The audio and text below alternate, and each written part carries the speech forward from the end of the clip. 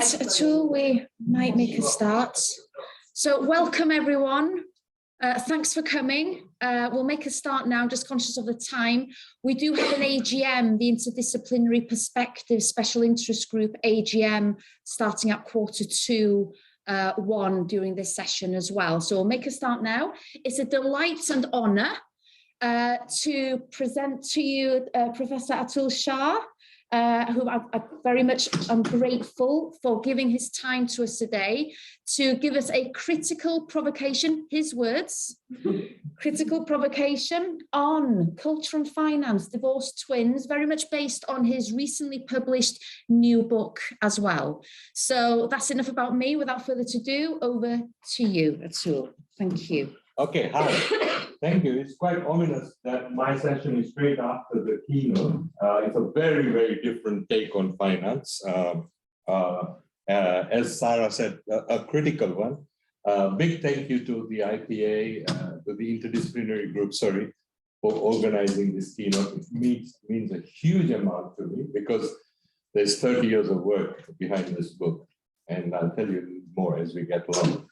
But the core story of this book is at one level a very simple one, that finance, money, is a cultural construct, cultural and social construct. And we have, as an academy, divorced money from its root and its fundamental. And what I'm doing in this book and through the journey in the next half hour is to reconnect money to its roots. In fact, I come up with an organic theory of finance. And you'll be probably familiar with the idea of organic food and organic vegetables. I come up with an organic theory of finance. A very, very different counterposition to what you just heard in the keynote. But you will see that the difference is coming through as I go into the story. So there is a story. The method is I interviewed very successful finance leaders from different faiths, different cultures and traditions, and different parts of the world. People I had known, most of them over many years, so it's a trusted conversation. You could say biased, but at the same time, through the trust, you get detail and depth, which you wouldn't get otherwise. And yeah, and just as a backdrop for the literature, I just was looking at, just preparing for this, and I was done a lot of research. I was looking at 4 books, one on financial strategy, one in corporate finance, one on financial markets and institutions, and just looking at the index and looking for the word culture in the index, right? Remember, so index is like which words appear on which page. I was looking for the word culture in the index for 4 books in finance. It wasn't even in the index.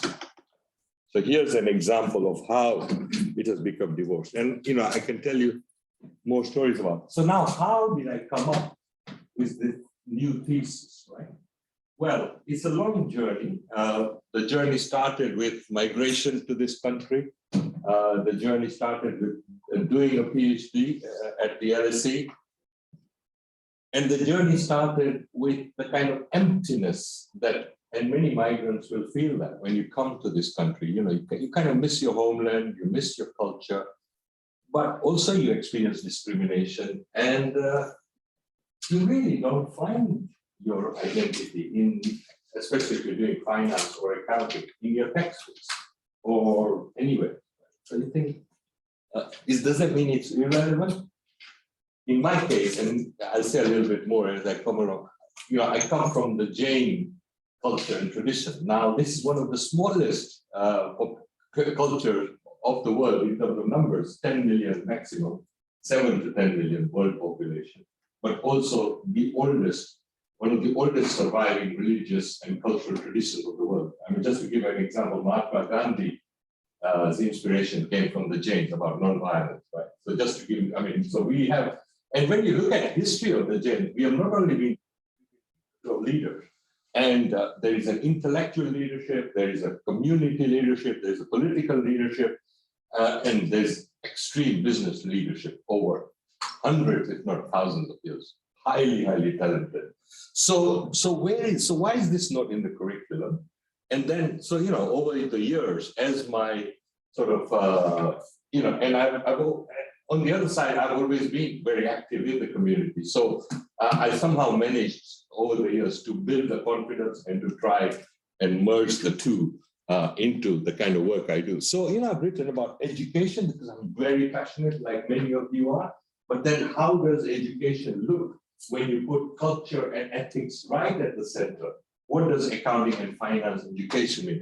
I've written about Jainism and ethical finance. So, we are on average, I joke, but it's almost true. There are 2.4 accountants in every Jain family. Right? I mean, think about it. It's almost in our DNA, in our history, in our culture. And of course, as you unpick the culture and go deeper into it, you find, for example, very important parallels that public service, caring for society are our core values. And so those are core values of profession. Business is in our DNA. So accounting becomes a natural thing for us to do, right? So there are parallels, but of course, none of this is measured in any big statistics or analysis or anywhere. In fact, the word Jain I have to spell wherever I go, right? Then when I look at a case study like HPOS, the largest corporate bankruptcy ever in British history, 52 billion pounds. When I do a detailed case study, guess what I find? That actually they ran the bank by corporate finance theory to the dot. And they destroyed it in 7 years, from zero to end, and the largest ever. So in a way, as a case study, and then of course, when you look in detail, you realize that it was actually the culture was totally broken, and none of the leaders had any banking experience, right? And you would think that would be the first question the auditors would ask to understand whether they can rely on the management, but they didn't ask, and you can go on about that. So the other thing I've done, and this kind of relates to some of you were not here yesterday, but this whole issue of diversity, identity is really coming up to the fore in many aspects of public interest, but also within the conference, you're seeing that, what's happening to culture, how can we bring culture into our writing? And I have, now, the Indian, I'm an Indian by birth, by cultural origin, and we represent about, what, 1/4 of the world's population, yeah?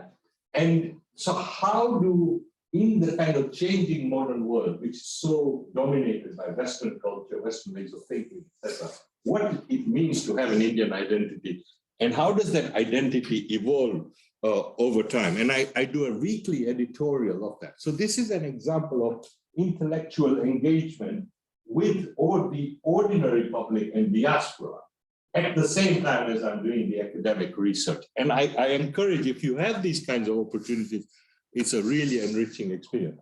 So this is the book. Now, if you look at the title, right, the title should hopefully tell you quite a bit of what's happening. Is that, we can't remove that? Can I remove that? Okay. Let me try. Move this, I think. We'll just put the, yeah, that's it. Okay, so the title, Inclusive Finance, right? Inclusive.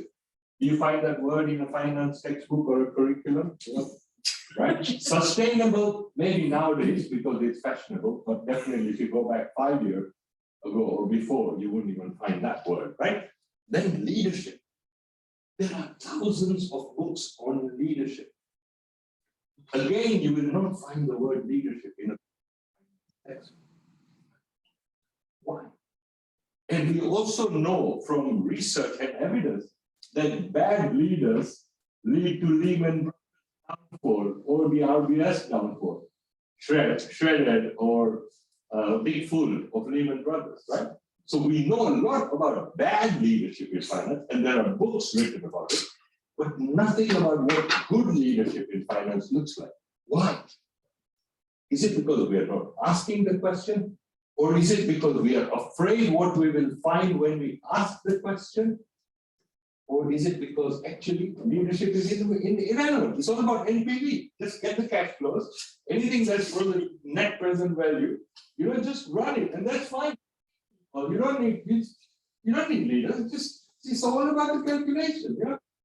Yeah. Leadership culture. Sorry. May I ask a question? Yeah.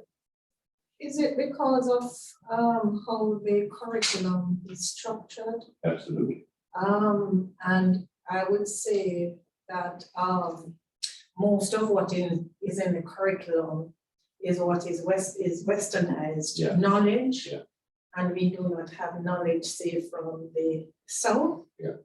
And I'm thinking that. And no faith, faithless, no religion. And yes, Yeah, no religion. no religion as well. Thanks for that. So I'm thinking that if universities are serious about including these, then we could think about decolonizing our curriculum. So all of that is directly connected with what I'm doing, because actually, when you read the book also, you'll see that many cultures of the world have superior, and I use this word, superior theories of finance than the West, right? But we are obviously not even looking there. And then there is, when you look at intellectual history, you will find that the first, it was only 40 years ago when even the idea of a Black intellectual came up. And you should, if you read Edward Said's lectures.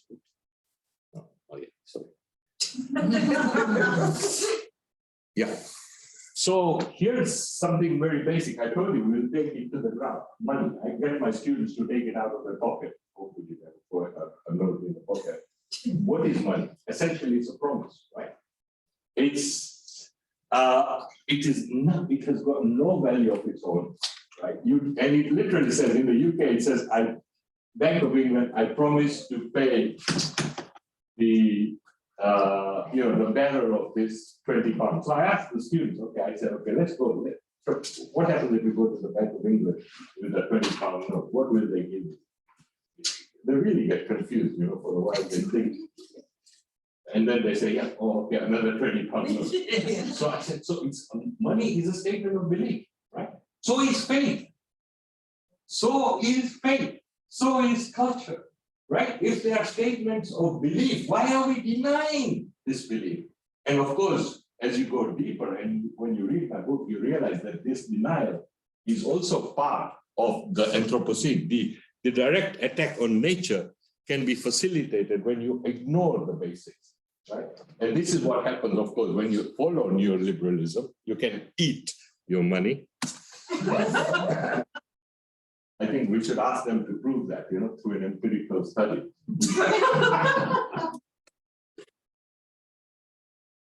Now, the people in power who define the science, the institutions, and the knowledge,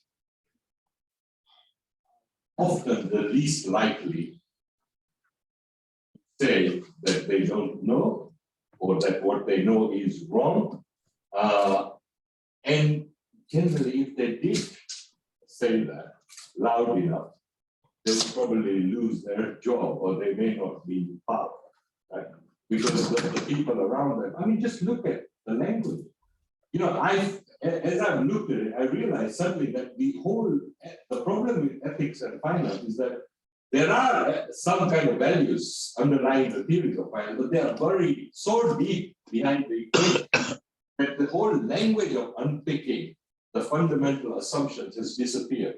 And in this book, I'm actually opening that language and creating a new language of looking at finance, right? So because of the way we are shaped, because of the kind of institutions in which we live, there are problems with our objectivity. I completely disagree with what happened earlier in the previous keynote, but we can talk later. But there are serious problems with we are part of a very big part of the problem. And many people have said that our science is wrong. So here's an example, right? And by the way, I've said this to professors of economics too. And actually, none of them challenged me. Economics has long been a chainsaw on nature, animals, and society. So that science, which has directly attacked nature, animals, and society, how can it suddenly change its color? Where is the integrity? You're talking about institutions, you're talking about knowledge, you're talking about power. All these things are already laid out, And to say, oh, we'll look at corporate governance to see if corporations are being reformed. Sorry. So leopards cannot change their spots. And this is where the faith traditions come in. And by the way, it's very interesting how many people of faith are academics. Parker, I don't know how many of you know this, he's a Methodist, a very dedicated Methodist. And he is obviously one of the most brilliant professors of accounting. Do you think the two are totally disconnected? If you look at the history of the Methodists, they were a rebellious movement against the mainstream church, right? It's kind of written into the rebellion is written into their DNA. And of course, hard work is also written into their DNA. So when you combine those two and you give somebody like Lee a PhD, this is what happens, right? Here's another, what I call vast technological footprint on the world, right? There is a whole, industrialized animal agriculture is a multiplier industry. Factory farming leads to wide-scale killing of animals. If you didn't have that technology,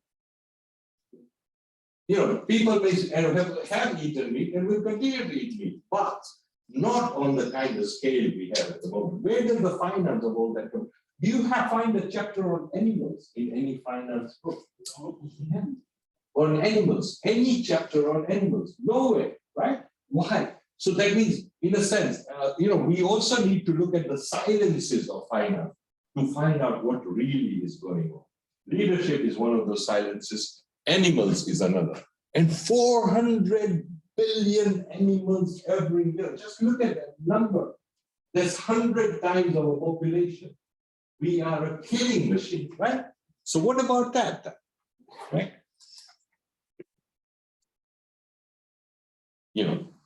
Research shows that we are a social animal. When they observe children, by nature, they want to socialize and they thrive in being part of a community. So that's kind of our very nature. Of course, if you open a finance textbook, we are all selfish, we are all individualistic. There's no need to prove any of that empirically. No, that's not religion. That's just science. Okay, just accept that, right? And now we'll build this theory and equations around that. Right? So here's a counter way of looking at finance, right? That actually, the moment we say finance is a cultural and human construct, we've got four major dimensions. Right? We've got belief. And I use the word belief. So belief encompasses religion, but it could also encompass neoliberalism, right? A belief in materialism is also a kind of belief, that the only way to happiness is materialism. It's also a kind of belief. There is risk. Risk is fundamentally, again, a cultural problem. But when you read a finance textbook, risk is a calculation, and very often a calculation which goes badly wrong. Uncertainty has been abolished virtually from a finance textbook, right? But risk is a cultural control. Character is a key component of finance. A finance leader needs to have conscience and character, especially when they're dealing with other people's money. In my culture, we say that when you are handling other people's money, you should look after it better than your own. It's not even about looking after it well, but better than your own money. Because somebody has entrusted you. Oh yeah, the word trust, okay, let's find that in a finance textbook. Somebody has entrusted you with money, right? Now, what are you going to do with it? And how are you going to look after it is critical. So in one sense, what I'm saying actually is I'm empowering so many of you through this book to bring out, and I really believe it, I'm not just doing it as a favor, I really believe that there is a wide range of cultural and ethical perspectives in finance and accounting all over the world. And in fact, more of them are rooted in small towns, small communities, etc., which we know so little about, but in a way, they are already sustainable and they have been sustainable for a long time. And in a sense, rather than change our habits to meet the sustainability challenge, we need to do more of what they are doing, right? And in a sense, in the book, I talk about people of various faiths. I mean, this is a picture of the laboratory, the modern laboratory of finance, the city, the square mile. This is where institutions like the accounting profession, the banking profession, central banking, insurance, foreign currency and exchange, all of that were kind of developed and nurtured in this square mile. Now, when you, just before the two world wars, there were 108 churches in the square mile. 104 churches in the square mile. After the bombings, they come down to 52, right? So why is there such a probably the highest concentration of churches per square mile anywhere in the world? It's also the highest concentration of political and financial power anywhere in the world. And today, nobody goes to the churches, but instead they go to the 1,600 licensed premises, means pubs and wine bars in the square mile. And if you go there at lunchtime or in the evening in the city, you will see them praying in the pub and wine bar and alcohol. So, but you know, when you raise, they said, follow. When you talk about culture, I mean, I once wrote an article saying, okay, we have random drug and alcohol testing in sports. It's very established. Why not, since we are concerned about culture in banks, why don't we introduce that into banks? Oh, no. We have no problem with any of that. And this is especially in the dealing groups, you know, where they're risking other people's money on a grand scale. They complete. So you'll see a lot of rhetoric around culture and finance, but nobody is trying to challenge the very base of the thinking. And therefore, what all you get at most is a patchwork. So now I come to some of the interviews. This is Lord Andrew Phillips, Chancellor of Essex University, a very famous lawyer, a broadcaster on Radio 2, Legal Eagle. This would be probably before some of your time, but some of you may recognize. And somebody born in a small town called Sudbury in Suffolk, and you know, still living there. You know, so very rooted in his community, in his faith.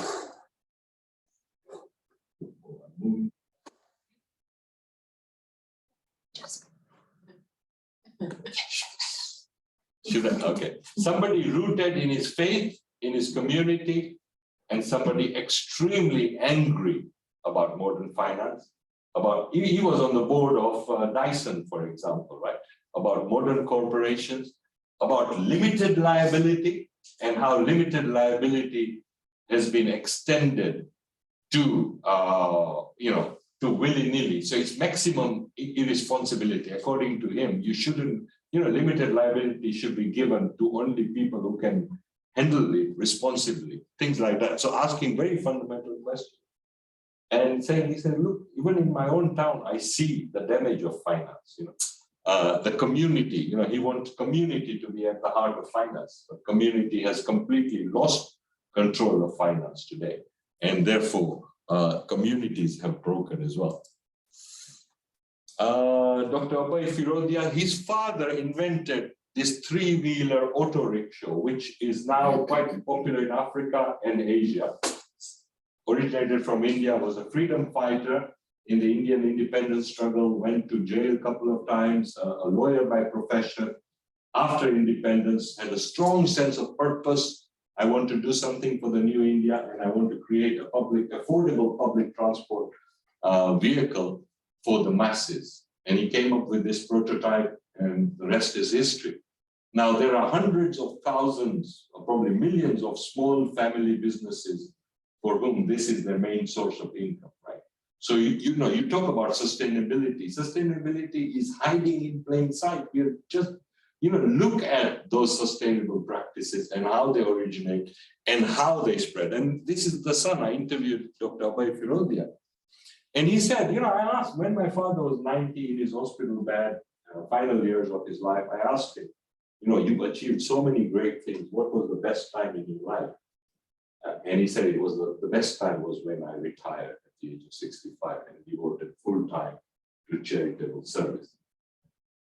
So in a sense, even when you lead a corporation, right, the whole focus on this is actually not sustainable. He said there's more fun in this than in this, whereas our whole theory is about this.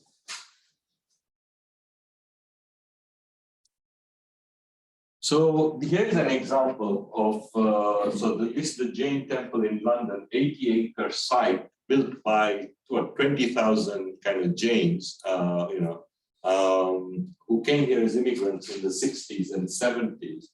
So this idea, and this, by the way, this story is replicated across so many cultures and communities all over Britain, but also in many parts of the world. When they migrate, the first thing they do is to take their culture with them and build something to bring that sense of culture and identity. And they are very resourceful.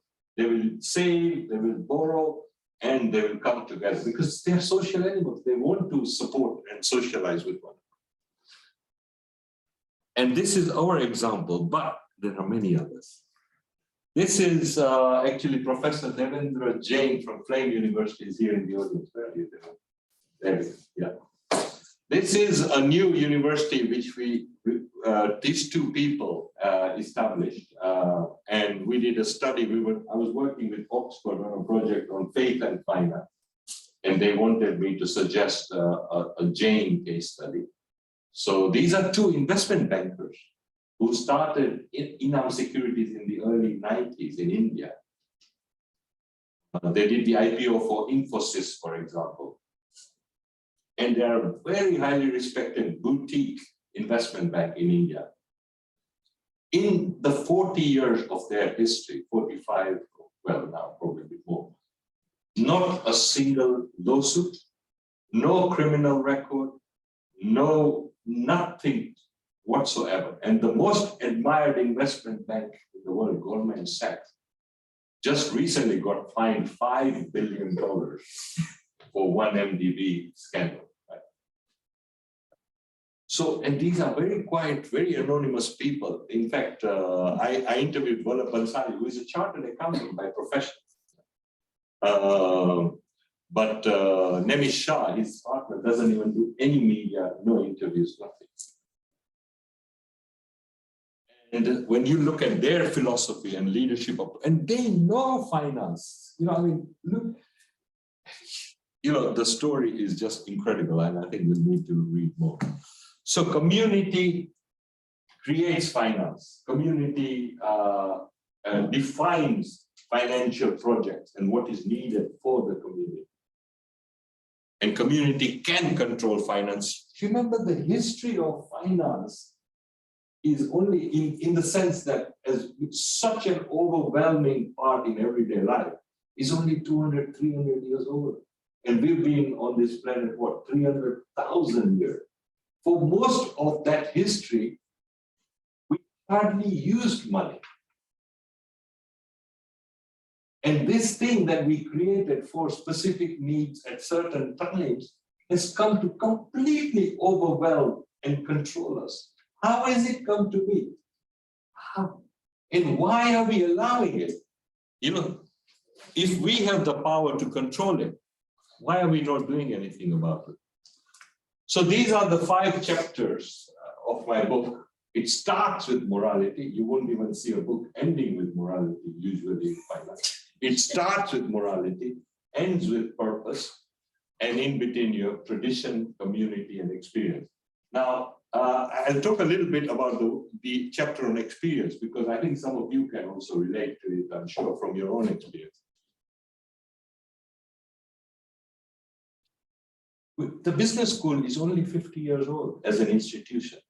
Where did people go for business or finance training before that? Yeah. Where did they go?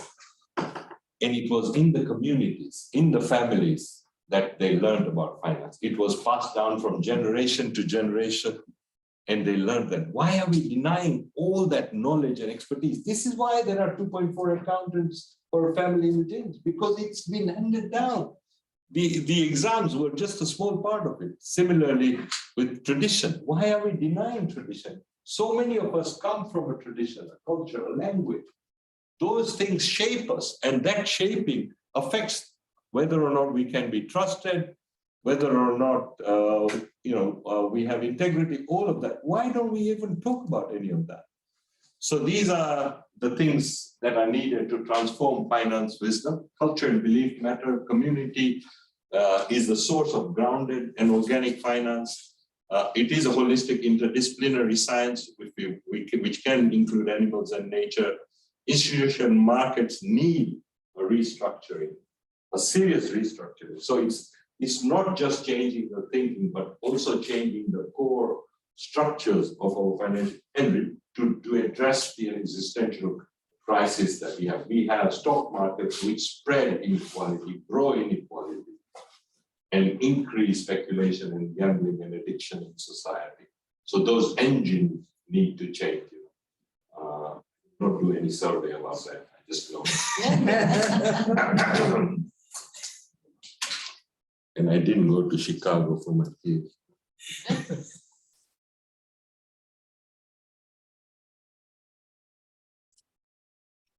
And actually, when I looked at it and right into the soul of finance, I feel that at its very heart, it has directly attacked culture, community, and belief. And therefore, when we repair it, right, understand that process of attack and that process, the layers and layers of violence that have come through in the kind of economics and finance and accounting training that we've had. And the only way is unless we understand that, we will only be a patchwork reformer. Okay, thank you. Thanks, Sarah.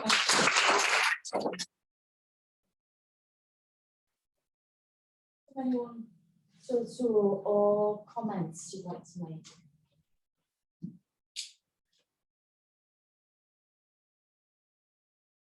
Yeah. I was interested in the picture that you showed about 400 billion animals being killed every year. You talk about culture, you talk about belief. So what is wrong with 400 billion cows being killed, animals being killed? Because some beliefs say that the animals must be eaten. So if you talk about belief, what is wrong with that from the perspective of culture and belief? From the perspective, well, I mean, the existential environmental crisis says that this level of the industry, if you look at the implications on methane, on water pollution, on soil, all of the evidence is absolutely staggering that on this scale, as a human society, we cannot continue this level of attack on animals. So this is global warming, climate change. Do you know about that research? Yeah. So therefore, if that is the case, then the question becomes, we need, the Anthropocene. There's one species on this planet which has done irreversible damage to this planet out of hundreds of thousands and millions of species, right? So this species needs to look at itself in the mirror and change their habits and behaviors and actions, right? And the scale, it's a bit like the atom bomb, right? The atom bomb we invented, but one release of it will kill, hundreds of, thousands of people at a time. We need to draw back that technology. It's those technologies. So we are doing this all the time to living species. Time for one or maybe two more questions, I think, before we finish. Okay, I just wanted to speak to the point that she was raising to say, so in many African households, animals are really important for a lot of cultural things. Yeah. But I think what is wrong is the amount of meat consumption now. And the method as well. Yeah, in the olden days, you saw the animal you killed and then you ate it, right? For instance, as a man, you probably would have a about 4 cultural activities in your life that would require an animal being slaughtered. But now you probably eat a lot of cows a year than you should. So that's what's wrong. I'm not 100% convinced from a cultural and belief perspective, because if I speak from my belief, when the earth was created, man was given provision, and that provision was the animals. So that is where the argument is coming from. Yeah, but I think we'll talk. We've got time for conscious of the time. I think Colleen, sorry. Yeah. So, okay, quickly, we'll take all of them and I'll try and answer them. Yeah. You mentioned the matter of faith, the importance of faith in sustainable finance. Was faith, say, 400 or 500 years ago that used slavery? How do we reconcile that with? Next question. Wait. Yeah, my question is, does spirituality come into the book? Yeah, it's all true. I mean, basically, the human is a sentient. Anybody? Yeah, isn't the real problem that you're addressing, sometimes in your line there, focus on wealth maximization is unsustainable? Isn't the problem with capitalism, is the problem finance is an agent to capitalism rather than finance being the devil? Yeah, okay. So I take them in the order. The first question is about faith and the history of faith and the contradictions of faith. Completely agree. Completely agree. But so is the faith in neoliberalism quite contradictory, right? So, but by denying, and there are lots of good things that faith has done and continue to do, right? So we need to open that box and have those dialogues and actually reconcile as well with that history. But in a sense, faith is a part. I mean, you know, a lot of people come into teaching and education because of their faith. Faith gives them this idea of service, of being selfless and help others.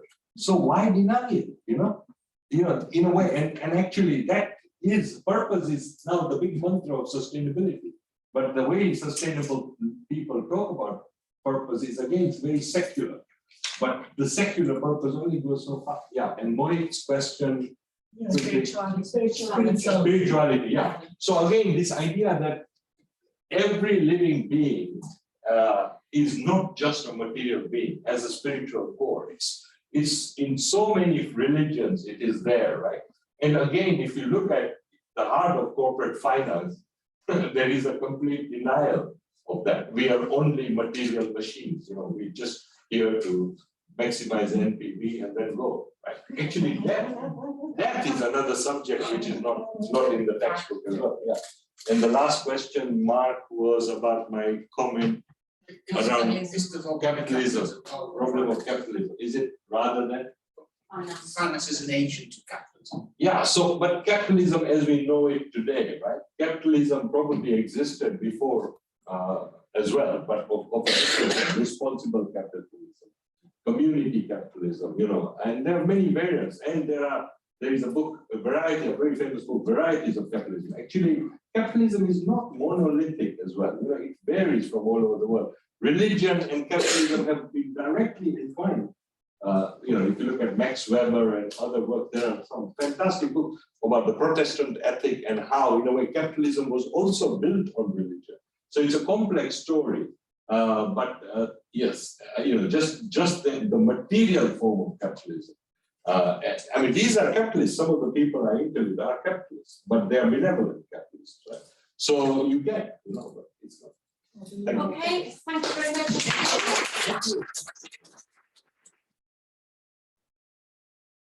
Any questions over lunch, which will be starting at 1 o'clock. For now, that's the end of the presentation. Thank you so much for a very inspiring talk there. We're now moving on to the AGM for the Interdisciplinary Perspective Special Interest Group. So members are very welcome to stay if you want to. You don't have to. Start in just a couple of minutes. Thank you.